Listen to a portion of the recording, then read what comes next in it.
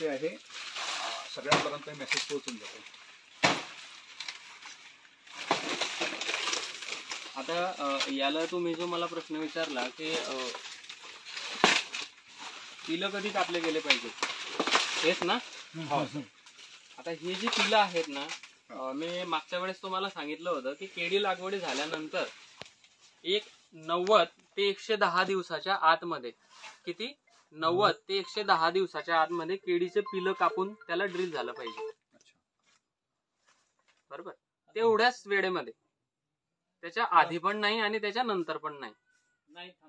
कारण का की केळीमध्ये बड चालू, जे आतमध्ये त्याचा गर्भधारणा जी चालू होते ते 120 दिवसानंतर ऍक्टिव्हेशन फॉर्म मध्ये चालू होऊन जाते. मग त्याच्या आधी जी इंजुरी द्यायची ते देऊन त्याला व्यवस्थितरित्या हँडल करून घ्यायचं. आता 120 दिवस म्हणजे किती? 4 महिने झाले. ठीक, त्याच्या 2.5 महिन्यानंतरच बड चालू होऊन जाते. मग त्या टायमाला त्याला ते झेलू शकतो. ठीक, त्याला 90 ते 110 दिवसामध्ये त्याला कट करून ड्रिल करायचं, युरिया टाकून द्यायचा. त्याच्यानंतर पिलच कापायचे नाहीत. आता ड्रिल केल्यानंतर काय होते, झाड त्याचा बुंधा फाटवते खालनं, कारण ते पिलं त्याला आजूबाजूला असतात. तर त्याला एक सरफेस असतो की तो त्या जोऱ्यामध्ये चालतो. पिलं कापले की तो डेरा वाढवून टाकतो, त्याच्यावरती येतो. मग त्यावेळेस करायचं काय, 1-2 फावडा माती जी नालीतली आहे ती त्याच्या चारी बाजूला टाकून घ्यायची. म्हणजे नवीन डोळे जे आहेत त्याच्यावरती माती पडली की ते पिलांच्या स्वरूपात वरती येतात. आणि नवीन जे डोळे रूट जी येते ते रूट पण मातीत निघून जाते, म्हणजे त्याला बेस मिळतो. ठीक, मग त्याच्यानंतर पिलं कापायचेच नाही. आता आपल्याकडे काय सवयी आहेत, नेहमी काय करायला गेले तर पिलं कापायला गेले.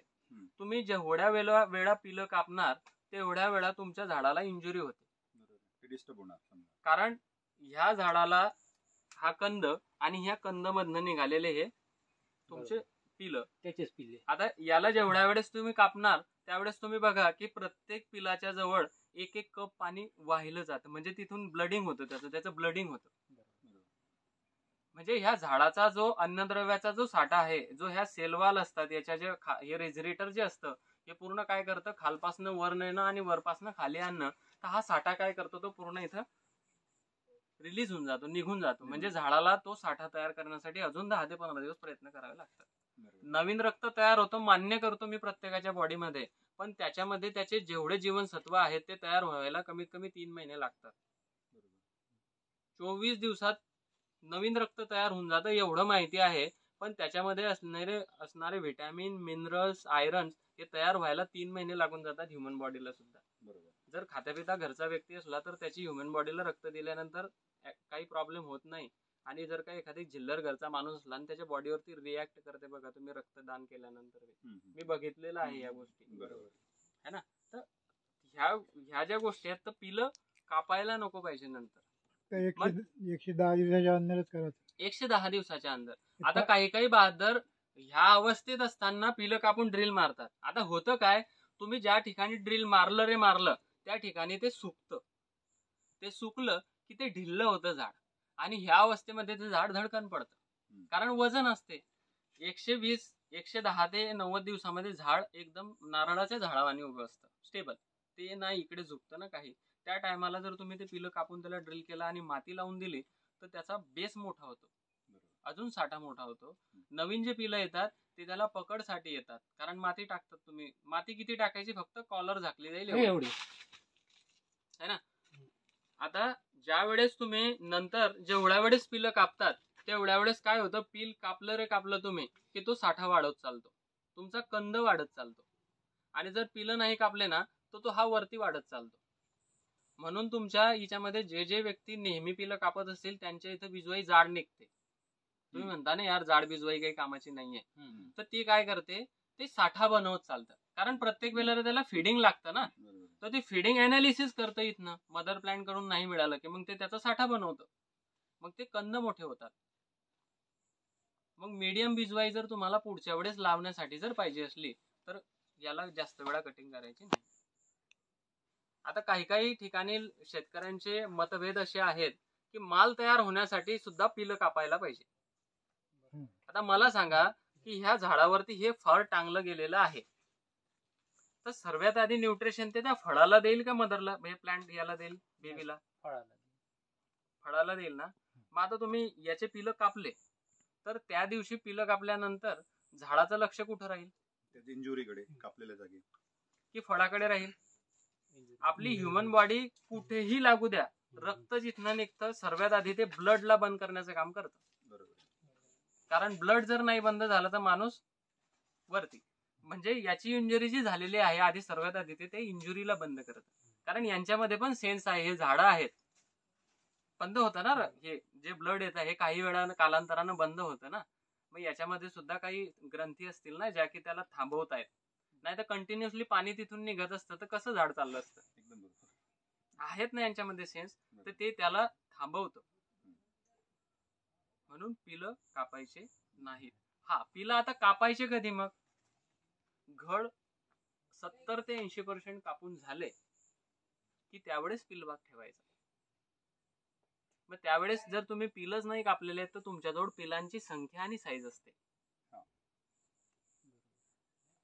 नाही तर अशा वेळेला आता हे जे झाड आहे याच्यामध्ये कोणतं पील ठेवू हेच तुम्हाला कळणार नाही. कारण हे कटलेलं आहे, हे कटलेलं आहे, ते कटलेलं आहे, ते कटलेलं आहे, ते कटलेलं आहे. आता त्याचं ठेवसान कोणतं. आता हे मधले डॉटर ठेवत, तर डॉटर किती पिलांपर्यंत आहे, जास्त झाडांना नाही.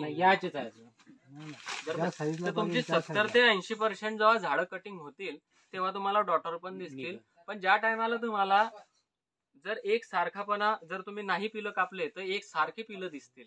कटिंग झाल्यानंतर किंवा फळ भरायला आलं 14-13 आण्याच्या पुढे झाड जायला लागलं की तुमचे पिलं वाढायला लागतात ऑटोमॅटिक, ते चाल करतात. कारण त्या टायमाला ह्या झाडावरती वजन आलेलं असतं. तो 100 मधलं 50% तिकडे देतो आणि 50 यांना देतो. कारण त्याला असं वाटतं की हे आता लवकर फेकलं गेलं पाहिजे. मग पिलं बी वाढतात, ते बी वाढतं, कारण त्याला माहिती असते आता वाटा आपण इकडे बी द्यायला पाहिजे. म्हणून तुम्ही बघा आता जशी जशी गोलाई वाढेल तसे तसे पिलं बी धडाधड वाढते. तुम्ही कापूच नका, पहा बघा ऑटोमॅटिक पिलं असे रंग करायला लागतात, पानं पण चवडे येतात, सगळ्या गोष्टी येतात. न्यूट्रिशनचा साठा याला पण पुरवठा होतो. आणि चुकून ते कापलं गेलं की मग त्याच्या चौथ्या दिवशी बघा पिलं असे धरकन वाढून जातात. सर मग त्या फळावर काही वजनावर काही फरक पडेल का? काही आपण 90 ते 100 दिवसाचा जो पिल कापला, सगळ्यात मोठा साठा घेणारे जे 4 बेबी होते ते काढूनच टाकले. नंतर छोटे बेबी जे येतात, आता मी तुम्हाला काय सांगितलं की त्याचं त्यावेळेस लक्ष पूर्ण त्या बर्ड कडे असतं, कारण तो बर्ड तयार करत असतो. तो निसवडीला सुद्धा त्याच्याकडे लक्ष असतं सगळीकडे. आणि एक वेळा त्याच्याकडचं लक्ष निघालं ना, मग याच्याकडे जर लक्ष गेलं तर याच्याकडेच लक्ष राहतं. मग तो काय करतो, बॅलन्स करतो. मग बॅलन्स करत असताना त्याचा बी साठा कमी होतो आणि याचा बी कमी होतो. बरं, 110 दिवसाच्या अंदर हे कापल्यानंतर जे पानं असते ती कापायची का? कोणते पानं? नाही, केळीचे पानं कापायचेच नाही. दुःख नाही. केळीच्या पानांना हातच लावायचा नाही पूर्वीपासून. पूर्ण. केळीच्या पानांना फक्त जून मध्ये पाऊस आला त्यावेळेस 2 पाऊस झाले की मग केळीचे पानं कापून घ्यायचे, त्याच्या आधी नाही. संरक्षणही होते ना खोडाला, झाडाला संरक्षण होतं. बाकी दुसरं काही म्हणजे मेन काय आहे की हे जे पानं आहेत हे संरक्षणासाठीच तो सगळं करतो. प्रकृतीने प्रत्येक झाडं जर बघितली तर त्याला तुम्ही काहीही नाही केलं तरी त्याला तो त्याचा व्यवस्थित उभा राहू शकतो. बर्ड बघा तुम्ही येताना पानामध्ये येतं, ते बाहेर आलं की बरोबर त्याच्यावरती ते त्याला ऊन लागू नये म्हणून ते पान संरक्षण येतं, बरोबर. पण ते जास्त दिवस टिकत नाही. आपल्याकडचं कसं आहे, त्याला त्या वातावरणानुसार त्याच्या या मॅच्युरिटीनुसार ते पान देतो, पण ते उन्हामुळे ते पापड बनून जातं, म्हणून त्याला झाकावं लागतं. आता अशा प्लॉट मध्ये जर तुम्ही ह्या घोंगड्या जरी बनवून टाकल्या, आपण घोंगडी जे म्हणतो, हे पानं कापून वरती जरी ठेवल्या, कारण चारी बाजूने आता यांची गन्ना घास आहे, आतमध्ये ह्युमिडिटी आहे, बाहेरने येणारी गरम हवा, बाहेरने येणारी थंडी हवा येत नाहीये, तर याला काही प्रॉब्लेम येत नाही, हे मॅच्युरिटी आहे. मग परंतु झाडाचं वर्ण संरक्षण होतं, नाही तर तो दंडा शेकला गेला ना, तर तो दंडा शेकला गेल्यामुळे केळ्याची क्वालिटी ढासळून जाते. न्यूट्रिशन झाड केळं पिवळे पिवळे दिसणे, व्यवस्थित नाही दिसत, जडाला बर्निंग होणे, ह्या गोष्टी होतात. म्हणजे गळून सुद्धा पडते. हा, वजनाने पिचकतो पण, कारण हा भाग शेकला गेला ना तर इकडच्या सगळ्या सेलवॉल डेड होतात. मग ह्या बाजूने जेवढे किड्यांची संख्या आहे त्याला न्यूट्रिशनचा पुरवठा होत नाही, कारण ह्या सगळ्या व्हेन आहेत त्याच्या, ह्या दंड्यामध्ये जेवढ्या आलेल्या आहेत ना, ह्या सगळ्या व्हेन आहेत, त्याला अन्न पुरवठा करणाऱ्या वाहिन्या आहेत त्याच्यामध्ये. त्या बर्न झाल्या म्हटल्यानंतर इकडच्या साईडचे किड चांगले दिसतील, इकडच्या साईडचे किड वेगळे दिसतील. मग त्यावेळेस व्यापारी येतो तो म्हणतो क्वालिटीमध्ये त्याला दिसतं ते सगळं त्या गोष्टी, मग त्याच्यामुळे तो भाव कमी करून मागतो. व्यापाऱ्याला काय चुकाच काढतात. चुकत काढणे त्याला. प्रत्येक दंडात सर, सांगायला अजून- पाहिजे का मग? तो झाकला गेला पाहिजे. हा जो दंड आहे ना तो झाकला गेला पाहिजे, म्हणजे जेणेकरून त्याच्यावरती सनबर्निंग नाही होत. सर अजून एक प्रश्न होता. जसं आता हे कमळ तोडलेलं आहे, बरोबर आहे ना, हे एक्झॅक्ट केव्हा तोडायला पाहिजे शेतकऱ्यांनी, बरोबर आहे ना? हे तोडलंय समजा. आता हे जे आहे ना, आता इथपर्यंत आता हे जे आलेलं आहे हा. हे इथलंच तुटलेलं आहे कमळ. बरोबर. हा. आता कसं आहे, यांच्या इथं हे जे फळं आलेले आहेत, हा. आता आपल्याकडे कसं असतं की काही काही शेतकरी काय करतात, नोस पंजे ठेवतात. आता यांनी 1 2 3 4 5 6 7 8 9 10 पंजे ठेवलेले आहेत. बरोबर. आता ही योग्य वेळ होती यांची इथपर्यंत. आता हे जास्तच खालपर्यंत आलं. हे इथपर्यंत असतानाच इथून हे बारीक केळं यायला लागली खाली.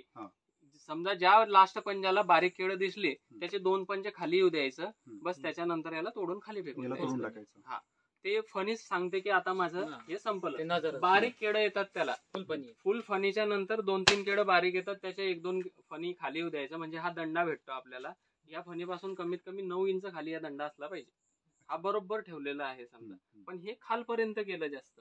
ह्या अवस्थेमध्ये ज्याला तोडून केळं मूळ तोडून याला दंड्याला बांधून घ्यायला पाहिजे. म्हणजे याला 7 दिवसांनी बांधायचं, जसं 7 दिवसानंतर बांधून घ्यायला सरळ राहते. सरळ राहते. पण यातून मग सर याला करायचं काय, याला यामध्ये तोडल्यानंतर भरपूर सारा रस निघून जातो. जाऊ द्या ना, काही प्रॉब्लेम नाही. त्याच्यासाठी मी आता माझे 2-4 व्हिडिओ होते.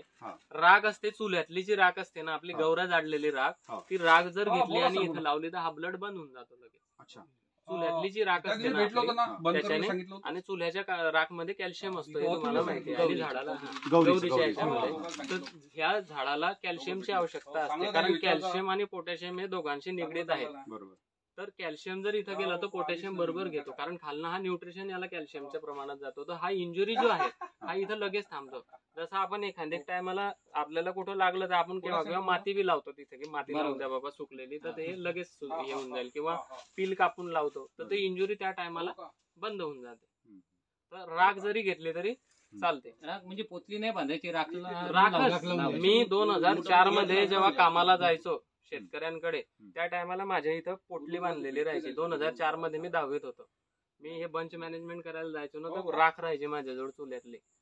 इथं अशी लावली की संपला विषय. त्या टायमाला म्हणजे काहीही नवीन प्रयोग करायचे. गौरी, शेणाच्या गौरीचं करायचं, माती लावायची, हे डोक्यात कल्पना यायच्या की नेमकं करायचं काय काय. त्या टायमाला राख लावायचं मी 2004 मध्ये, म्हणजे आजच्या 20 वर्ष अगोदर. पोटली पण बांधते सर? पोटली पण बांधतात, पण तेवढं मॅनेज नाही होत. आता लावून दिलं तरी कसं चालते ना. राख कशी असते, एका बाजूला दोरा घ्यायचा, एका बाजूला राख बांधून टाकायची. राख अशी याला तोडलं लावलं की संपला. हातात हँडग्लोव्ह घालून घ्यायचे, म्हणजे सेन्सिटिव्ह काम करायचं. कपडे बी शेतातले व्यवस्थित टांगून ठेवायचे खिड्याला. आता मी डेली काम करतो, शेतातले कपडे खिड्याला टांगून ठेवायचे, हँडग्लोव्ह घालायचे मस्त व्यवस्थित.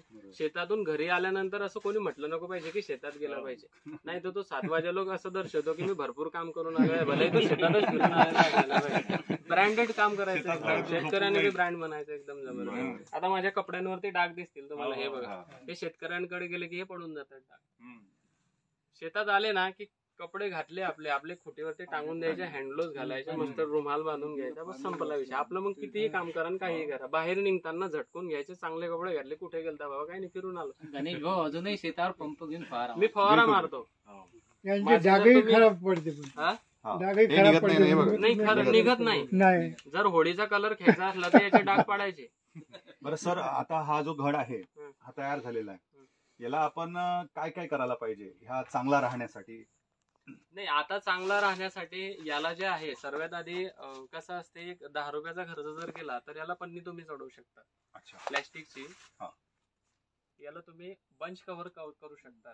त्याच्याने अतिउत्तम प्रीमियम क्वालिटीचा राहू शकतो. पण आज कसे आहे की समजा 2000 झाड आहेत आणि 10 रुपये खर्च, तर 20,000 रुपये आजच. दुसरं 20,000 तर हे नुसते कच्चं मटेरियल मी तुम्हाला सांगतोय, त्याच्यासाठी लेबर, या सगळ्या गोष्टी शेतकरी खर्च नाही करू शकत. हा, आज जर 20 रुपयाचा रेट असताना तर मी यांना पटकन कागदावरती लिहून दिलं असतं आणि नंबर सांगितलं असतं, इथून मागवा आणि चढवा. कारण मला माहिती होतं की त्या 10 रुपयामुळे यांच्या खिशामध्ये 1000 रुपये येणार आहेत. पण आजची कंडिशन विपरीत आहे. पण हे चढवल्यानंतर याला हवा वगैरे, त्याला होलं असतात. त्या पन्नीला आहेत ना होलं असतात आणि वरती दंड्याला तिथं काय करतो आपण न्यूजपेपर बांधतो वरती, म्हणजे तो दंडा सेकला जात नाही. आणि न्यूजपेपर बांधला की त्याच्यावरती ती पन्नी जाते आणि त्याला सुतडीने बांधलं की ते पूर्ण अशी खालपर्यंत लटकते, खालून पूर्ण मोकळी असते ती आणि त्याला मध्ये मध्ये होलं असतात. मग ती पन्नी एवढी जाड होते, एवढा घेरा असतो तिचा, हे केळं मध्ये आतमध्ये लांबतात. मग याच्यावरती आता कसं असते कपडाच्या खाली आपलं चांबलं कसं असते एकदम गोरं चट्ट तसंच राहते. मग ती क्वालिटी व्यवस्थित. मग थ्रिप्स माइट्स या गोष्टी याच्यावर बसत नाही. मकडी मच्छर 1-2 स्प्रे इमिडाक्लोपिड वगैरेचा घेऊन, नीम ऑइलचा घेऊन, एक न्यूट्रिशनचा 3-19-19 म्हणा किंवा 0-32-34 म्हणा किंवा 0-0-50 म्हणा, याचा न्यूट्रिशनचा एक स्प्रे घेऊन याला वर्ण बंच कव्हर चढवून द्यायचं. सर आता क्वालिटी कशी आहे? एकदम व्यवस्थित आहे. क्वालिटीच्या बाबतीमध्ये एकदम प्रीमियम आहे. असे प्लॉट सोलापूरमध्ये असतात. अच्छा. तुम्ही सोलापूर म्हणतात ना, तर मी सोलापूर एक गाव फिरलेला आहे तिकडे असेच प्लॉट असतात. जळगाव, सोलापूर, हा असेच असतात त्यांचे ते प्लॉट. तणनाशक कोणत्या कंपनीचं मारायला पाहिजे? आता याच्यामध्ये काय आहे, पॅराकॉट वगैरे आपण सुरुवातीला सांगतो. जेव्हा केळी लहान असते त्यावेळेस पॅराकॉट सांगतो आपण. पण सुरुवातीला केळी लागवड झाल्याच्या नंतर 1.5 ते 2 महिना निंदणी करून घ्यायला पाहिजे. ते पॅराकॉट वगैरे सुद्धा मारायला नको, कारण त्याच्याने काय होते इंजुरी होते. भलेही ते कॉन्टॅक्ट जरी असलं ना तरी ते पानांवरती जर उडाले तर त्याचे डॉट पडतात. म्हणून निंदणी करून घ्यायची. बरोबर. आणि केळी मोठी झाली ना तर मग नंतर तुम्ही व्यवस्थितरित्या पाऊस वगैरे जर नसला, जमीन ओली असली तर मी ग्लायफोसेट सुद्धा माझ्या केळीमध्ये मारलेला आहे. काही फरक पडलेला नाही. काही मारलं नाही इथे. बरोबर. 3 निंदन. कारण निंदन जर केल्या तर अतिउत्तम आहे. पण निंदनला वेळेवरती लेडीज त्याच्यामुळे. आणि दुसरी गोष्ट, जर तुम्ही म्हणत असाल की गवत उगू द्या, त्याला कट करा, त्याला तिथे टाका, तुम्ही मेले, मग कामातनच गेले. कारण गवत हे शॉर्ट ड्युरेशन क्रॉप आहे. त्याला मुळ्या जर बघितल्या तर एका गवताला 100-150-150 मुळ्या असतात.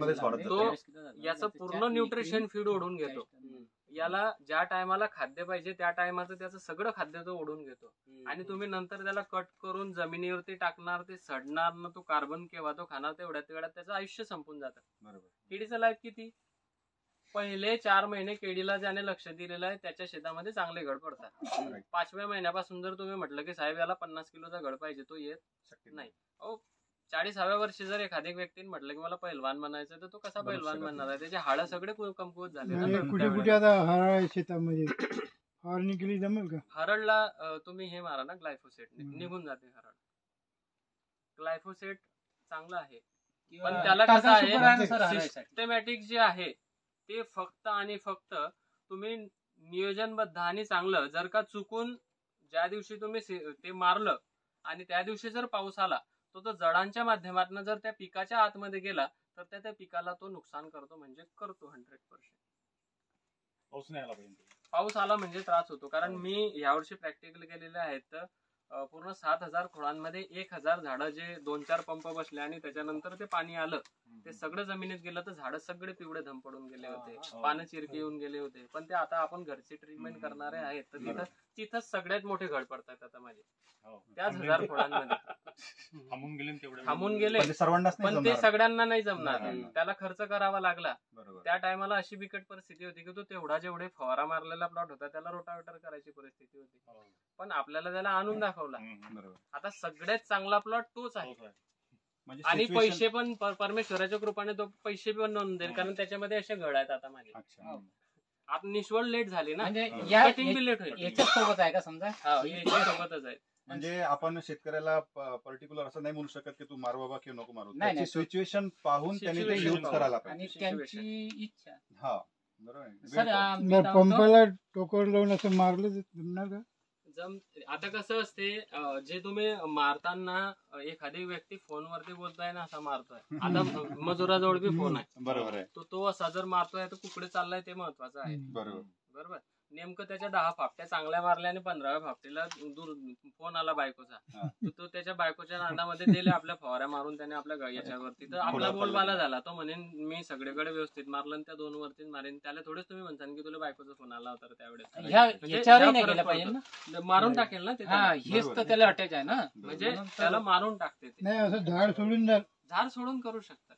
ऍक्च्युअल काय होते ना, वरतून जर नाही पाऊस आला तर तुम्ही जर मारलं ना वरती तर काही फरक पडत नाही. मी मारलेलं आहे ते. आता मी काल त्यांना सजेशन दिलं ना मोठ्या केळीमध्ये की तुम्ही मारा याच्यावरती. पॅराकॉट त्यांना सांगून आलो की पॅराकॉट मारा, काही प्रॉब्लेम नाहीये, कारण ते एवढं गवत आहे ना, ते आता ह्या अवस्थेत, काल पाऊस झाला ना तुमच्याकडे, तर आता जर मारलं ना तर ते पटकन कोरडं होऊन जाईल. कोरड्यावरती जर तुम्ही ते त्याचा स्प्रे केला ना तर ते मरत नाही, बरोबर. कारण त्याला मुळीला पाणी पाहिजे असतं खाल्लं. बरोबर. आणि कोणत्याही प्रकारचं तुम्ही हर्बिसाईड टाकत असताना त्याच्यामध्ये मीठ घ्यायचं, त्याच्याने लवकर मरतं. क्लोराईड झाला ना तर ते लगेच त्याला जाळतं मीठ, किंवा युरिया थोडाफार, तर त्याच्याने लगेच मरतं ते. त्याच्यामध्ये फुलाची क्रिया कधी किती महिन्यानंतर चालू होते? कशाची? फुल जे आहे 2.5 महिन्यानंतर चालू होतं. 2.5 बर्ड जो असतो ना तो हा. 2.5 महिन्यानंतर. आता तो 2.5 महिन्यानंतरच चालू होतं असं नाही. कुठेही सायन्स मध्ये लिहिलेलं नाही. जर तुमच्या झाडं लावून 15व्या दिवशी जर ऊन पडलं, चटका लागला, तर झाड जर थांबलेलं असलं तर ते 2.5 महिन्यापासून बड बनवत नाही. आता आपण म्हणतो ना की एकाच गाडीत रोपा आली, माझी तर पूर्ण निस्वास झाला, यांचा तर बरे चालूच आहे, मग त्याने कुठेतरी शॉक खाल्लेला आहे ना. मग जर का शास्त्राच्या अनुसार जर का 2.5व्या महिन्यातच बेबी तयार होतो, मग यांचे का 7व्या महिन्यात सगळे येऊन गेले आणि त्यांचे का 8.5 महिन्यामध्ये बारे येतात आहेत? असं काहीच नाही. कारण पूर्ण भारत फिरल्यानंतर लक्षात येतं की गुजरातमध्ये फ्लावरिंग हे 9-10 महिन्यानंतरच येते. युपी मध्ये गेले तर ते 14-14 महिने घेते. एकच केळी, आपण एकाच लॅब मधून पाठवलेले रोप, तर ते का वातावरण भिन्न भिन्न आहेत म्हणून. आपल्या इकडे 8 ते 9 महिन्यात आपल्याकडे वातावरण उष्ण आहे, बरोबर, त्या उष्ण वातावरणामुळे आपल्याकडे 10व्या महिन्यामध्ये कटिंग होऊन निघून जाते, बरोबर. ज्याची प्रॅक्टिस चांगली आहे त्याची 9व्या महिन्यातच कटिंग, 6व्या महिन्यात बड बाहेर येतो, तो 1 ते 1.5 महिन्यात फ्लावर देऊन पूर्ण रेडी होऊन जातो बाहेर. 9व्या 9.5व्या महिन्यामध्ये पूर्ण गाडे खतम. आपल्याकडे टेम्परेचर जास्त म्हणजे त्याच्या माध्यम. आता गेल्या 3 वर्षापासून आपल्याकडे पण टेम्परेचर काय होत आहे, पाऊस केव्हा येऊन जातो आहे, थंडी अतोनात वाढते आहे, उन्हाळा पुढे निघून गेलेला, त्याच्यामुळे आपल्याकडे पण केव्हा 5व्या महिन्यात फ्लावर येऊन जातो आहे, किंवा 8व्या महिन्यात चालला जातोय. त्याच्यामुळे ह्या वर्षी जेवढेही केळी रोपं लागवड करणारे शेतकरी होते त्यांची केळी उशिरा कापायला आली, कारण त्यांच्याकडे फ्लावरिंग 7.5 ते 8 महिन्यानंतर आल्या. कंदवाल्यांच्या फ्लावरिंगा ज्या 5 महिन्यात येतात त्या 6.5 महिन्यानंतर आल्या, पण ते रोपांवाल्यांपेक्षा काहीतरी अर्लीच होते. म्हणून कंद ज्यांनी लावलेले होते त्यांचे प्लॉट 13-14 रुपये भावामध्ये काटले गेले, आणि ज्यांनी रोपं लावलेले आहेत त्यांचे 6 आणि 7 मध्ये कापले जात आहेत. मग आता कसं वाटतं की यार मी रोपं लावायला पाहिजे का कंद लावायला पाहिजे, तर ते सगळ्या वर्षी साल भावना सारखी नसते, बरोबर. वातावरणावरती डिपेंड करतं की त्या वातावरण मागचं कसं होतं, उन्हाळा किती वेळ थांबला, पावसाळा किती वेळ थांबला, थंडी किती दिवस होती, मग त्या टायमाला तुमचं न्यूट्रिशन. आता जे प्रॉपर शेतकरी आहेत आणि ज्यांना बरोबर पाण्याचं नियोजन माहिती आहे, ज्याला बरोबर न्यूट्रिशनचं नियोजन माहिती आहे, ज्याला क्लायमेट कंट्रोल माहिती आहे, त्याच्या याच्यामध्ये हे प्रॉब्लेम येत नाही. प्रॉब्लेम आले बी तर फक्त तो 15 दिवसाचा गॅप ठेवतो, 1.5-2 महिन्याचा नाही. आता काही शेतकऱ्यांना आजार आल्याच्या नंतर लक्षात येतात की अरे आपल्या इथं हे प्रॉब्लेम आले, मग त्या दिवसापासून ते त्याची ट्रीटमेंट चालू करतात.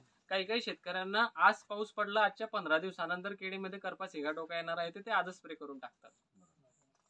मग तशा शेतकऱ्यांना बी लोक म्हणतात काय की यांचा खर्च आतोनात आहे, तो खर्च नाही, तो प्रायमरी प्रोटेक्शन आहे. मग ते प्रायमरी प्रोटेक्शन घेतले की त्यांना योग्य वेळी योग्य पैसे मिळतात.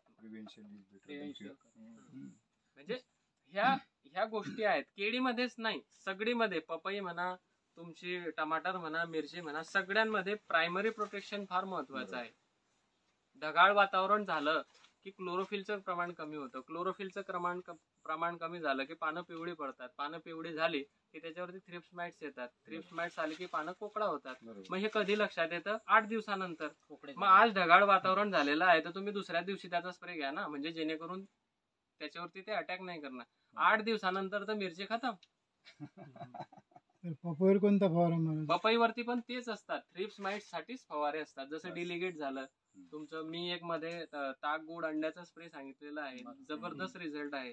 मी जे सुप्त अवस्थेत झाडं आहेत जे ढगाळ वातावरणात जातात त्याच्यासाठी पोटॅशियम फुलवेट गुड आणि ताकाचा एक व्हिडिओ बनवलेला आहे. बेस्ट रिझल्ट आहेत, घरचे रिझल्ट आहेत हे. आणि जे ट्रेसमध्ये जाते, ट्रेसमध्ये झाडं गेलेत की त्यांच्यासाठी बेस्ट रिझल्ट आहेत. अजून एक विचारायचं होतं, जसं आता समजा काही शेतकरी प्लॉट तयार करतात, लावतात, पण 2-2, 3-3 महिने होऊन जाते त्यांचे झाड काही वाढत नाही. जसं आता 2 प्लॉट आम्ही ते प्रॅक्टिस केली, त्याच्यावरती साईज अशी राहिली कोण झाडाची, काही झाडं अशी झालेली आहे. आता आपण असं गृहीत पकडतो की 3 महिन्यानंतर 3.5 महिन्यानंतर तिची गर्भधारणा होत चालू होऊन जाते. आता साईज जर त्याची छोटी राहिली तर ते त्याच्यामध्ये तर काही मग ते मी तेच होणार नाही. सांगतोय ना. आता कसं असते की झाड 2.5 महिन्याचं झालं तर बर्डच चालू झालं असं नाहीये. नाही, त्याची मॅच्युरिटी बी तर असली पाहिजे. मॅच्युरिटी होणं गरजेचं आहे. बरोबर आहे की नाही? हा. म्हणजे त्या मॅच्युरिटी नंतरच त्याच्यामध्ये बर्ड तयार होतो. अच्छा. म्हणून तर काही ठिकाणी 9 महिन्यानंतर फ्लावर येतात, हा, हा, हा. काही ठिकाणी 14व्या महिन्यामध्ये येतात, म्हणजे तो प्लॉट काही ठिकाणी 5.5व्या महिन्यातच येतात.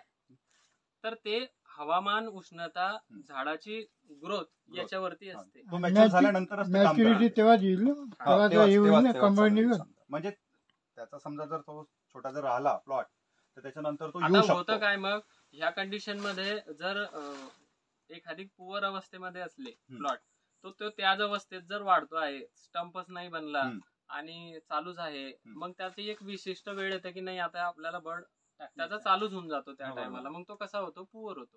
म्हणून मग तो येताना एकदम छोटा येतो, पंजे कमी येतात, केड छोटे छोटे राहतात. मग ती त्याची न्यूट्रिशन बॅलन्सिंग नसते, त्याच्यामुळे ते तसा येतो. Nutrition deficiency. कारण एक काहीतरी ठराविक वेळ झाल्यानंतर त्याला तो बर्ड बनवावाच लागेल. त्याचा तो काम करणारच. वेळ झाला म्हणजे तो प्लॉट येऊ शकतो, त्याला आपल्याला तशीच पद्धतीची ट्रीटमेंट करावं लागेल. पण तेवढा येईल नाही. हा, वेळ गेलेली राहील ना त्याची. वेळेनुसारच याचं काम सर व्हायला पाहिजे. मी काय म्हणतो गणेश भाऊ, आपल्याला यील्ड किती यायला पाहिजे ना? आता 1800 प्लांटेशन आहे आपले, तरी वजनात आणि आता याच्यामध्ये कमीत कमी 30+ तुम्ही जाणार. 30+ हा नॉर्मल हिशोब आहे तुमचा, तर 35+ जायला पाहिजे.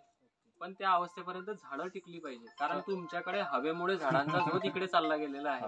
मग तुम्हाला काय करावं लागेल? काय असतं, एक असते 14 आणि कटिंग, एक असते 14.5 आणि कटिंग, एक असते 15 आणि कटिंग. तर 15 ते 15.5 आणि कटिंग जर काढली तर तुमचा 40 ते 45चा ऍव्हरेज आहे. किती? 45चा ऍव्हरेज आहे. कारण का, केळी चांगलं फुगलेलं असते. एका केळ्याचं वजन 180 ग्रॅम भरतं. आता पूर्ण याच्यावरती जर केळं मोजली तर 250 केळं गुणिले 180 करा, तर ते तुमचं 45च्या पुढेच पुढे. बरोबर आहे. आणि एका झाडावरती तुमचे 200च्या वरतीच केळं आहेत. तुम्ही हिशोब करा, 200 गुणिले 180, 18 दुने 36, म्हणजे ते 40च्या प्लसच जातं ते डायरेक्ट. हा, ते निश येतात, त्याच्या पुढेच जातं ते, म्हणजे हा, 40 प्लसच जातात ते. 35+. ते येत नाही. ओके, म्हणजे किती प्लॅन कोणता आहे सर?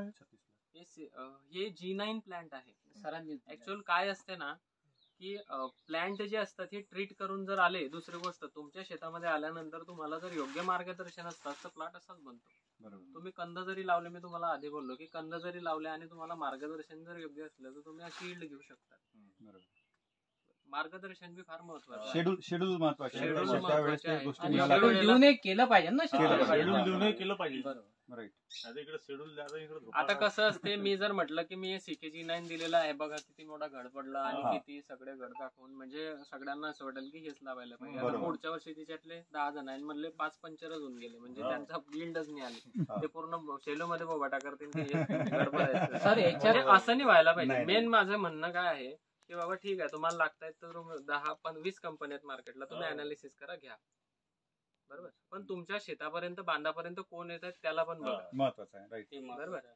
ते पण महत्वाचं आहे. नाहीतर दुसऱ्याच्या मुलाला खांद्यावर घेऊन फिरायला, कारण मग या वर्षाला वातावरण वेगळं होतं, पुढच्या वर्षाला वातावरण वेगळं राहणार आहे. नाही, पण त्यावेळेस समजा काय करायला वातावरणानुसार पाहिजे, काय नाही. केळीवरती येणारे जे परिणाम परिणाम आहेत, आहे हे ते माहिती आम्हाला असतं. माहिती आहे ना काय हा, करायला right, पाहिजे. right. मी ज्याला अनुभव प्रत्येक आहे. वेळेला सांगतो ना Practice. प्रत्येकाला की तुम्ही आता घेऊन घ्या. आता जसं बरोबर. हे गेल्या 15 दिवसापासून ढगाळ वातावरण आहे हा. आणि ह्युमिडिटी बनते आहे, तर याच्याने काय होते ना, ज्या स्पोरल फंगस असतात ह्या वाढतात याच्यामध्ये. बरोबर. तर तुमच्या ज्या बागा आता निसवडीवरती असतील हा. त्या बागांमध्ये आहे ना, करपा सिगाटोकाचं प्रमाण वाढेल. बरोबर. या बागांवरती ते ठीकच आहे, पण मग त्याच्यामध्ये स्प्रे कोणता घेतला गेला पाहिजे? मी सांगितलेलं आहे की नेटिव्ह सुपर कॉन्फिडर आणि नेटिव्हचा एक बल्क स्प्रे झाडाच्या स्टंपवरती पण आणि पानांवरती पण. तो प्रायमरी प्रोटेक्शन घेतलं म्हणजे ती तिथंच जळून जाईल. आता हे लोक 1 महिन्यानंतर तुम्हाला सांगतील की हे माझ्या शेतामध्ये हे प्रॉब्लेम झाले, ते 1 महिन्यानंतर रिकव्हर नाही होणार. बरोबर. ते पानं गेले का? गेले सुरुवातीलाच. कारण हे केळीची उंची बरोबर आहे का? एकदम केळीची जबरदस्त. ठीक आहे, बरोबर आहे. जास्त झाली. सर याच्यात मी 4 महिने कंटिन्यू धावलो शेतात, म्हणजे पिलाच्या मागे रोपाच्या मागे 4 महिने एवढी मेहनत घेतली. सुरुवातीला त्याच्यानंतर आता आराम आहे. सुरुवातीचीच मेहनत नाही, आहे. आणि केळी हे पिकच जे आहे ना, आता बघा ना निदाई करणे ना काही नाही. आता फक्त बक्की लावणे. सेकंडला बी एक बेबी सिलेक्शन करायचा, कट करायचा, पानपट्टी कापायची, बस संपतो. मी म्हणणार हे आरामदायी पीक आहे ना. खूपच काय टेन्शन आहे ना, आठशे याची पण आहे. वाही कशी करते? काहीच किती नाही. दिवस करायची? या ना तुम्ही समोर या ना, हो, सर. वाही या, नाही या, करत या, आपण या. याला, काहीच नाही करत. काहीच नाही. सुरुवातीला लँड प्रिपरेशन केलं तुम्ही, हा. लँड प्रिपरेशन नांगरणी वगैरे केली, बेड पाडून घ्यायचे, मशीन नव्हती. नड्या मॅडम टाकून आरती लावून एकदम घ्यायची. सोपी. वाही करायची आवश्यकता नसते झालं. पेडीला. त्याच्यानंतर नाही करायची. काहीच करायची आवश्यकता नाही. 1-2 निंदणी करून घ्यायची. बस. 90 ते 100 दिवसानंतर मी जसं म्हटलं तसे हे कापून घ्यायचे बेबी. हम्म. आणि जर काय असलं ना, तुम्ही याला इथले एवढं जरी मातीत गाडलं तरी ते खोड वरतीच येतं. तुम्ही बघा. हो. मग आता 90 ते 100 दिवस त्याच्यासाठीच म्हटले की त्या दिवशी काय असतं, याचं हे बनून गेलेला असतो, कंद पूर्ण फुलून गेलेला असतो. मग कंद जर वरती उघड जर दिसत असला ना, तर त्याला ही फावड्याने माती काढून त्याला झाकून घ्यायचा. नालीतली. म्हणजे नवीन येणारे जे डोळे आहेत आणि नवीन येणारे जे रूट आहेत, त्या रूट त्या मातीच्या साह्याने जमिनीत निघून जातात. नाही तर त्या समोर आल्या की तुम्ही बघा एवढे एवढे डोळे बनवतात आणि तिथं स्टॉप होतात. स्टॉप होऊन जातं. जर त्याला मातीचा मीडिया मिळाला ना, झाकला ना, तर ते जमिनीत निघून जातात. बरोबर. म्हणजे झाडाला परत स्ट्रक्चर मिळतं. जास्त गाडाचं नाही, जास्त नाही, नाही. तुम्ही केळीला एवढे खोलगाडा केळीचं कंद वरती वर येऊन येतात. जाईल. हो. हे मी काय केलं, हे रोप समजा हा. याने काय केलं, इथं सारे फाडले, फक्त अशी माती काढली, हम्म. हे ठेवलं, इथं ओला केलं, चिखल, चिखल केलं. हा त्याच्यात ठेवलं फक्त हे, आणि इकडून तिकडून मातीला झाला विषय बढिया, संपला. बढिया. ते माती सुकली, पाणी सुकलं यांनी त्यातलं का माती ते वाही सेट होऊन काहीच काहीच केलेलं नाही नाहीये. केलं, काहीच काहीच नाही, नाही. काहीच नाही. हे वेळे तसेच केले, साधे वाही आहे आता तसे काही फक्त नाली शेतकऱ्यांचं किंवा कोणाचं म्हणणं आहे की हे पडतील. तुम्ही माती लावणाऱ्यांच्या बी शेतात जाऊन या आणि बिन माती लावणाऱ्यांच्या शेतात पण जाऊन या. हा ऍज इट इज असंच दिसेल. उलट यांच्या इथं स्ट्रॉंगपणा जास्त दिसेल तुम्हाला. मुळ्या तुटल्याच नाही ना तिच्या. तुम्ही बेड नाही तयार केले का मग? हेच बेड, हेच बेड आहे. असेच बेड साधे. नाहीतर हे काय? एक सोडून एक नाली मारून टाकली, याला झालं. बेड म्हणजे कसं आहे की बेड जर बनवले, आता तुमच्याकडे लागवडीच्या ज्या पद्धती आहेत, लाईन टू लाईन 6 फूट, झाड ते झाड 5 फूट, डबल लॅटरल चांगला ग्राफ आहे. झाडांची संख्या पण 1450 बसते आणि केळी पण चांगली होते. ह्या प्रॅक्टिसेस करा. ह्या प्रॅक्टिसेस मध्ये तुम्हाला जर सगळ्या गोष्टी समजायला लागल्या तर मग नंतर आपण 1 फूट वाढवू त्याच्यामध्ये. नंतर लाईन टू लाईन 7 फूट करू, झाड ते झाड 5 फूट करू. कारण काय असते, आपल्याकडे केव्हा वातावरण ड्राय होऊन जाईल काय सांगता? काहीच सांगता येत नाही. आणि ते ड्राय वातावरण झालं की झाडं पटापट पडायला लागतात. बरोबर. या स्टंप मधलं जे आहेत ना, ते पिसकतात. बरोबर. मग त्यावेळेला असं वाटतं की हे काय झालं. बरोबर. आणि जर झाडं जवळ असली ना, तर मग ते सरळचे सरळच असतात. हा. हे जास्त जागा मिळाली ना की त्याला इकडे तिकडे झुकायला जागा मिळते. सरळ अवस्थेमध्ये झाड झुकत नाही लवकर, कारण ते एकमेकाला पानांची त्याची स्पर्धा झालेली असते. बरोबर. आणि एक वेळा कटिंग आणि एक वेळा फ्लावरिंग आणि एक वेळा कटिंग आली ना, तर काहीच झड काहीच नाही. मॅच्युरिटी झाड बरोबर करतं त्याचं. अजून काही कोणाचे प्रश्न? नाही, आता हे भोवतालचे स्टंप नंतर कापून टाकायचे का? नाही. ते 120 दिवस. भोवतालचे नाही, याला मी सांगितलं तुम्हाला की 90 ते 110 दिवसामध्ये कट करायचे. त्याच्यानंतर राहू द्यायचं. केळी कटिंग झाली 80-90%.